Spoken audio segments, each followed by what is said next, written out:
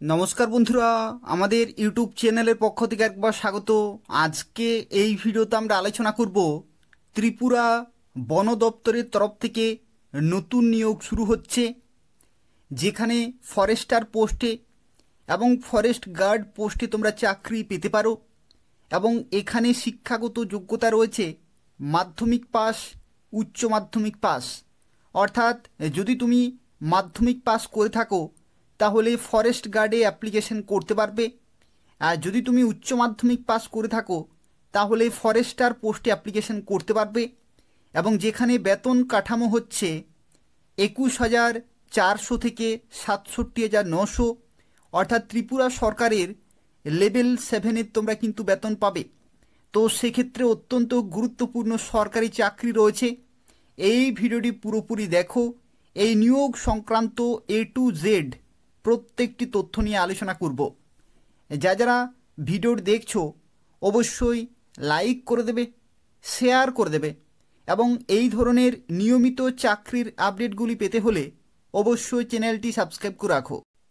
তো দেখো, প্রথমে যে তথ্য সম্পর্কে আলোচনা করব যেটি হচ্ছে এই নিয়োগ করানো হচ্ছে কাদের দ্বারা। তো দেখো, যে রিক্রুটমেন্ট বডি রয়েছে সেটা হচ্ছে গভর্নমেন্ট অফ ত্রিপুরা, অর্থাৎ ত্রিপুরা সরকারের office of the principal chief conservator of forest Aranya Bhavan আগরতলার তরফ থেকে তোমাদের নিয়োগ করা হবে। অর্থাৎ ত্রিপুরা সরকারের যে ফরেস্ট ডিপার্টমেন্ট রয়েছে সেই ফরেস্ট ডিপার্টমেন্টের তরফ থেকে তোমরা ফরেস্টার এবং ফরেস্ট গার্ড পোস্টে চাকরি পেতে পারো মাধ্যমিক পাস এবং উচ্চ মাধ্যমিক পাস শিক্ষাগত যোগ্যতায়। এবং দেখো, এখানে কোন কোন পোস্টে নিয়োগ করা হচ্ছে। এখানে টোটাল 2 ধরনের পোস্টে তোমরা অ্যাপ্লিকেশন করতে পারবে। যেমন প্রথমেই হচ্ছে ফরেস্ট গার্ড, এটা হচ্ছে গ্রুপ সি পোস্ট, অর্থাৎ ত্রিপুরা সরকারের গ্রুপ সি পোস্ট। এবং পরবর্তী হচ্ছে ফরেস্টার, এটিও হচ্ছে গ্রুপ সি পোস্ট, যেখানে পুরোপুরি পার্মানেন্ট এবং সম্পূর্ণভাবে সরকারি চাকরি রয়েছে। এবং এটা হচ্ছে ত্রিপুরা ফরেস্ট ডিপার্টমেন্টের জব, অর্থাৎ ত্রিপুরা ফরেস্ট ডিপার্টমেন্টের তরফ থেকে পুরোপুরি সরকারি এবং সম্পূর্ণভাবে পার্মানেন্ট পোস্ট রয়েছে। দেখো, এখানে শিক্ষাগত যোগ্যতা কি প্রয়োজন। তো শিক্ষাগত যোগ্যতার ক্ষেত্রে তোমাদের জানা রাখি, যদি তুমি ফরেস্ট গার্ড পোস্টে অ্যাপ্লিকেশন করো তো সেক্ষেত্রে শিক্ষাগত যোগ্যতা থাকতে হবে মাধ্যমিক পাস। অর্থাৎ যদি তুমি মাধ্যমিক পাস করে থাকো তাহলে ফরেস্ট গার্ড পোস্টে অ্যাপ্লিকেশন করতে পারবে। আর যদি ফরেস্টার পোস্টে অ্যাপ্লিকেশন করতে চাও তো সেক্ষেত্রে উচ্চ মাধ্যমিক পাস শিক্ষাগত যোগ্যতা থাকলে তোমরা এখানে অ্যাপ্লিকেশন করতে পারবে। এরপর দেখো, অনেকেরই হয়তো প্রশ্ন হতে পারে যে তোমাদের অনেকের গ্র্যাজুয়েশন শিক্ষাগত যোগ্যতা রয়েছে। তো যদি তোমাদের গ্র্যাজুয়েশন শিক্ষাগত যোগ্যতা থাকে তাহলে তুমি 2টি পোস্টের জন্যই অ্যাপ্লিকেশন করতে পারবে। অর্থাৎ এগুলো হচ্ছে মিনিমাম এডুকেশনাল কোয়ালিফিকেশন, এর থেকে বেশি শিক্ষাগত যোগ্যতা থাকলেও তোমরা বিভিন্ন পোস্টের জন্য অ্যাপ্লিকেশন করতে পারবে। আর দেখো, বয়সের লিমিটের ক্ষেত্রে তোমরা 18 থেকে 40 বছর পর্যন্ত অ্যাপ্লিকেশন করতে পারবে। অর্থাৎ মিনিমাম 18 এবং ম্যাক্সিমাম 40 বছর পর্যন্ত সময় পাচ্ছ। আর যদি তুমি SC ST হয়ে থাকো তাহলে সরকারিভাবে 5 বছরের ছাড় পেয়ে যাবে। অর্থাৎ SC ST ক্যাটাগরিতে 18 থেকে 45 বছর পর্যন্ত অ্যাপ্লিকেশন করতে পারবে। পরবর্তী দেখো, আরও একটি তথ্য তোমাদের মাথায় রাখতে হবে, since it is a forestry field post physically handicapped person will not be eligible. অর্থাৎ দেখো, এটা যেহেতু ফরেস্ট ডিপার্টমেন্টের তরফ থেকে ফরেস্টে তোমাদের পোস্টিং হবে বা ফরেস্ট ডিপার্টমেন্টে গুরুত্বপূর্ণ পোস্টে যেহেতু পোস্টিং হবে তো সেক্ষেত্রে তোমাদের ফিজিক্যালি ফিট কিন্তু থাকতে হবে। এখানে PWD ক্যান্ডিডেট বা যারা হ্যান্ডিক্যাপড, ফিজিক্যালি হ্যান্ডিক্যাপড, তারা কিন্তু এখানে অ্যাপ্লিকেশন করতে পারবে না। এখানে general, SC ST, OBC, ex serviceman এই সমস্ত ক্যাটাগরি কিন্তু অ্যাপ্লিকেশন করতে পারবে, কিন্তু এখানে PWD ক্যাটাগরি ক্যান্ডিডেট অ্যাপ্লিকেশন করতে পারবে না। দেখো, এখানে আরও কিছু তথ্য তোমাদের মাথায় রাখতে হবে। দেখো, যদি তুমি ফরেস্টার পোস্টে অ্যাপ্লিকেশন করো, ফরেস্টার পোস্টে, তাহলে তোমাদের কিন্তু শারীরিক মাপজোক হবে, শারীরিক মাপজোক।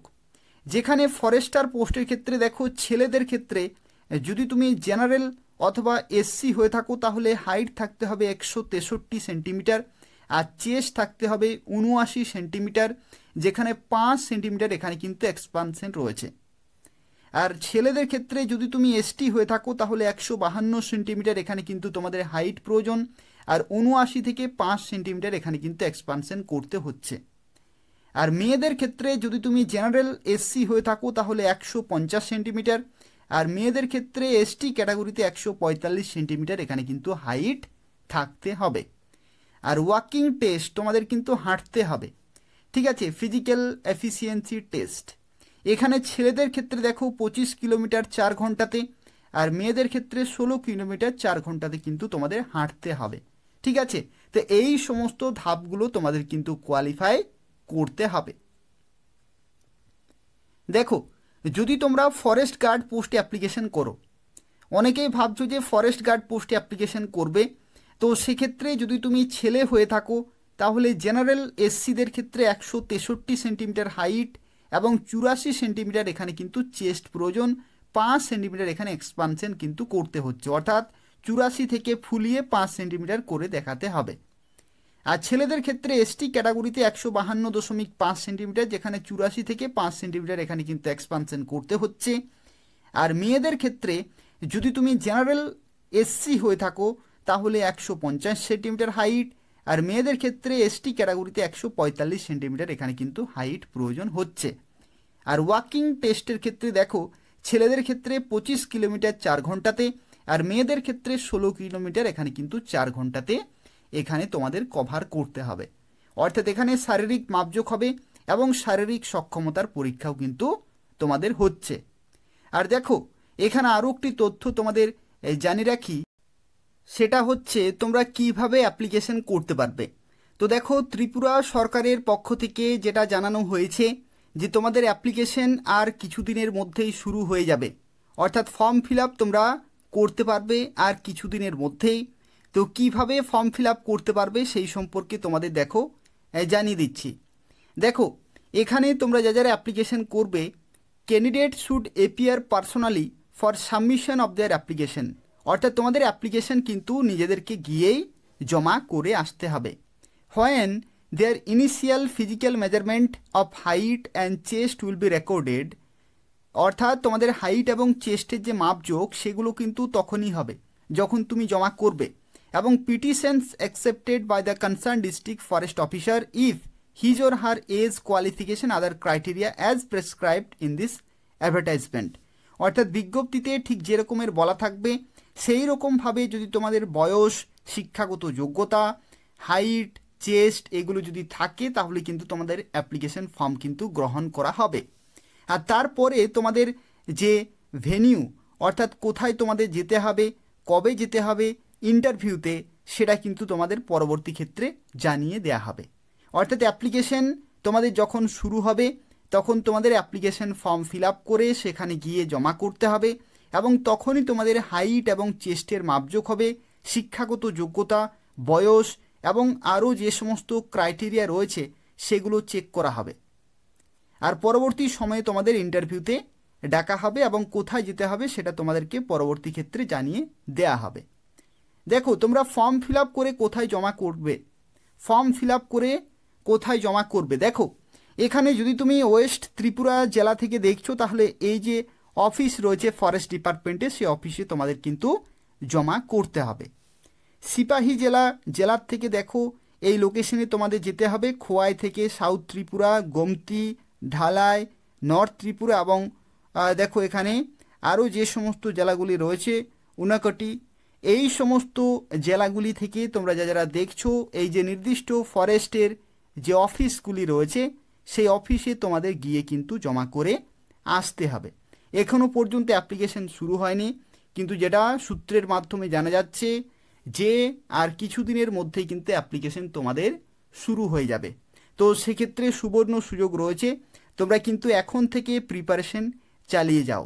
প্রিপারেশন অর্থাৎ তোমাদের জানা রাখি, এই যে তোমাদের হাঁটতে হচ্ছে, 25 কিলোমিটার 4 ঘন্টাতে, এগুলো কিন্তু প্রিপারেশন শুরু করে দাও। তার কারণ হচ্ছে প্রিপারেশন যদি তোমরা করে রাখো তাহলে যখন তোমাদের পরীক্ষা হবে তখন কিন্তু খুব সহজেই তোমরা এটা কোয়ালিফাই করতে পারবে। এক জায়গাতে একটি মাঠে বারবার কিন্তু তোমরা প্র্যাকটিস করবে। 25 কিলোমিটার যাতে কভার হয়, 4 ঘন্টা কিন্তু রয়েছে। প্রথমে তোমরা 1 ঘন্টা বা 30 মিনিটের জন্য প্র্যাকটিস করলে, একই রকমভাবে 1 ঘন্টা, তারপরে 2 ঘন্টা, তারপরে 4 ঘন্টা, এরকমভাবে কিন্তু তোমাদের প্র্যাকটিস করতে হবে, যাতে পরীক্ষার সময় কোনো রকমের কিন্তু সমস্যা না হয়। খুব ভিডিও শেষে আমি তোমাদের দেখিয়ে দিচ্ছি, এটা হচ্ছে অ্যাপ্লিকেশন ফর্ম, এবং এটা হচ্ছে 2017 সালের যে বন দপ্তরের তরফ থেকে ফরেস্টার পোস্টে নিয়োগ হয়েছিল, সেই নিয়োগের ক্ষেত্রে এটা হচ্ছে অ্যাপ্লিকেশন ফর্ম। একই রকমভাবে 2025 সালেও তোমাদের যে নতুন বিজ্ঞপ্তি আসতে চলেছে, সেই বিজ্ঞপ্তির ক্ষেত্রেও এই রকমই একটি অ্যাপ্লিকেশন ফর্ম থাকবে, এবং সেই নির্দিষ্ট অ্যাপ্লিকেশন ফর্ম তোমাদের ফিল আপ করে নির্দিষ্ট ফরেস্ট অফিসে জমা করতে হবে। এটা হচ্ছে 2017 সালের অ্যাপ্লিকেশন ফর্ম। এখানে দেখো, তোমাদের একটি তথ্য জানিয়ে রাখি, যখন তোমরা নতুন অ্যাপ্লিকেশন ফর্মটি পাবে, ঠিক এই রকমই কিন্তু ফরম্যাট থাকবে। কিভাবে অ্যাপ্লিকেশন করতে হবে সেটা আমি তোমাদের এই ভিডিওর মাধ্যমে জানিয়ে দিচ্ছি। দেখো, প্রথমে তোমাদের লিখতে হবে টোকেন নাম্বার। যখন তুমি জমা করতে যাবে তখন কিন্তু সেখানে টোকেন নাম্বার দেয়া হবে, এবং নির্দিষ্ট ডেট কিন্তু তোমাদের এখানে লিখতে হবে, to be allotted by the department. Department যেরকম তোমাদের নির্দেশ দেবে সেরকমভাবেই কিন্তু টোকেন নাম্বার এবং ডেট এগুলো কিন্তু লিখতে হবে। আর দেখো, তোমাদের এখানে বলা হচ্ছে নেম, নিজের নাম লিখতে হবে ব্লক লেটারে, ক্যাপিটাল লেটারে কিন্তু লিখতে হবে। ফাদার্স নেম অথবা হাজব্যান্ড নেম এখানে লিখতে হচ্ছে। Permanent address, contact detail, mobile নম্বর এবং এডুকেশনাল কোয়ালিফিকেশন, এগুলো কিন্তু সঠিকভাবে যা কিছু দেবে প্রত্যেকটি পরিষ্কার পরিচ্ছন্নভাবে কিন্তু লিখতে হবে। আর রিসেন্ট পাসপোর্ট সাইজ ফটো কিন্তু এখানে অ্যাটাচ করতে বলা হয়েছে, এবং তার সাথে সাথে duly signed by the candidate, তোমাদের কিন্তু সিগনেচার করতে বলা হয়েছে। ক্রস সিগনেচার কিন্তু এরকমভাবে করতে হবে।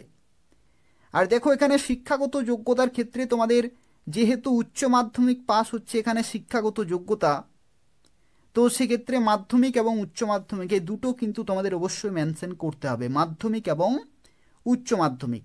প্রথমে তোমাদের মাধ্যমিকের দেখো এখানে এই ঘরটিতে লিখতে হচ্ছে প্রত্যেকটি তথ্য, এবং তারপরে উচ্চ মাধ্যমিকের প্রত্যেকটি তথ্য কিন্তু লিখতে হবে। আর তার সাথে সাথে দেখো, এখানে আরও একটি তথ্য বলা হয়েছে, যেটি হচ্ছে তোমাদের অভিজ্ঞতা যদি থাকে তাহলে দেবে, যদি না থাকে তাহলে দেওয়ার কোনো প্রয়োজন নেই।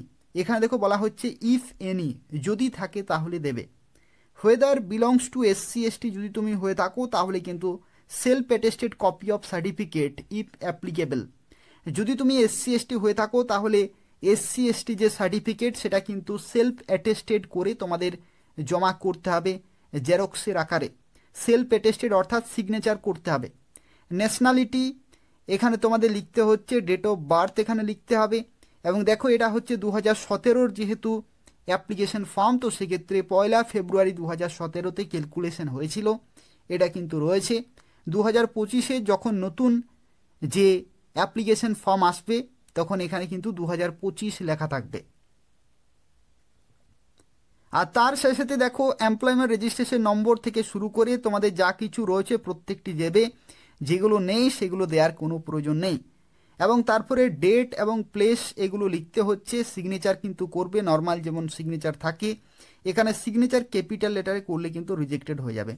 তারপরে এখানে দেখো বলা হচ্ছে application pro forma for the post of Forster, এটা কিন্তু তোমরা দেখো signature of the official with official seal, এটা হচ্ছে অফিসিয়াল পারপাসে তারা কিন্তু ফিল আপ করবে এবং এটা তোমাদের দিয়ে দেবে রিসিপ্টের আকারে।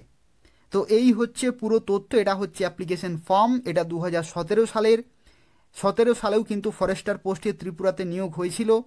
একই রকমভাবে 2025 সালে নিয়োগ হতে চলেছে, তখন তোমরা অ্যাপ্লিকেশন করতে পারবে।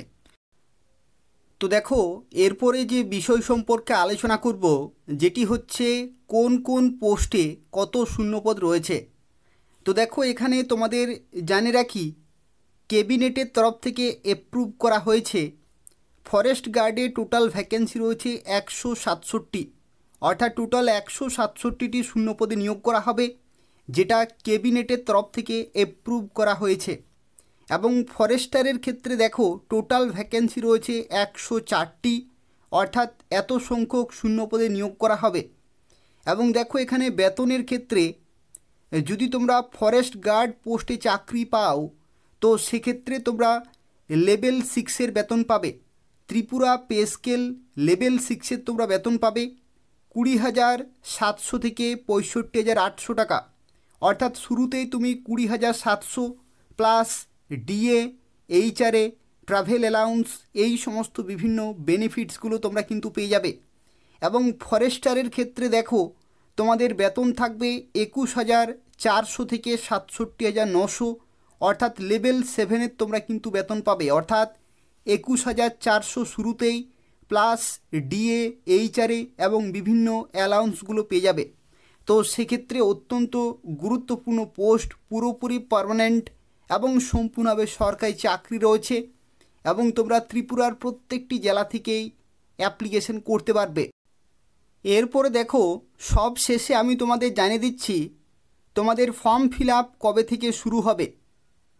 তো দেখো বিভিন্ন সূত্রের মাধ্যমে যে সমস্ত অফিসিয়াল আপডেটগুলি আসছে সেখান থেকে জানা যাচ্ছে যে 1 মাসের মধ্যেই তোমাদের ফর্ম ফিল আপ শুরু হয়ে যাবে।